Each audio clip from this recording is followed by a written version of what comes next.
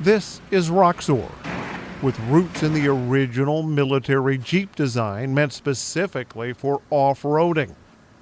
Now, this is the first new auto manufacturing facility to open here in Michigan in a few decades for now limited production of limited vehicles.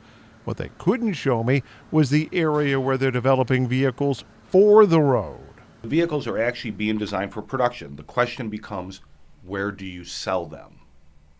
So those vehicles that we're working on will get launched at some point. The question is, are those vehicles that we want to actually sell here or not? And that will be determined as Mahindra looks at the response to ROXOR and the needs of the U.S. market. It's a beautiful spring day. It is. Of course, what we really want to do is drive this vehicle. And yeah, spin around the parking lot is nice. But that's not where it's meant to be driven. The farther off-road, the better. I love this thing. Yeah, it's a lot of fun.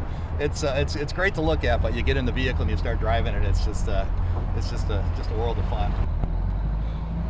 Okay, we're feeling a few bumps as we go off-road in the ROXOR, and we're going through kind of a tight trail. Now, I'm the passenger now, but it's soon going to be my turn to drive.